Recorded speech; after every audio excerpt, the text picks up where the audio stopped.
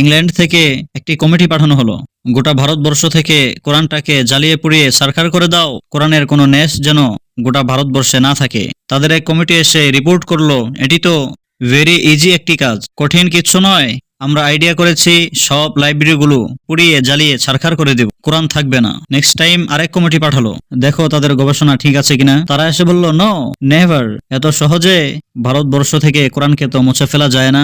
কেন, কি প্রবলেম? তারা বলল, আমরা খুব গভীরভাবে রিসার্চ করে দেখেছি, শুধু এটি ফটোকপিতে কোরআন ছাপানো হয় না, কোরআনের হেফজখানাগুলোতে ছোট্ট ছোট্ট বাচ্চাগুলো মাথা ঢুলে ঢুলে সিনার মধ্যে কোরআন ধারণ করে রাখে।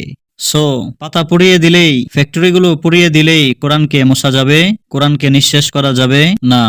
যদি আগুন লেগে ধ্বংস হয়ে যায়, ধ্বংস হয়ে যায়, যদি আগুন লেগে যায়, পুড়ে যায় পৃথিবীর সব বইয়ের দোকান, বিশ্ব থেকে হারাবে না পবিত্র কোরআন, বিশ্ব থেকে হারাবে না পবিত্র কোরআন।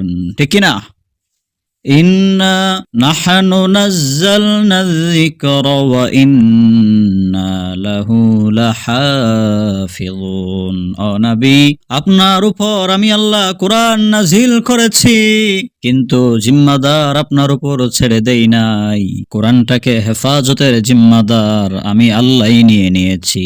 আল্লাহু আকবার। নাম্বার 3, বিশ্বনবীকে আল্লাহ তাআলা যেই সম্মান দিয়েছেন, যেই সম্মানের ঘোষণা দিয়েছেন, আজান আর হচ্ছে কালেমা।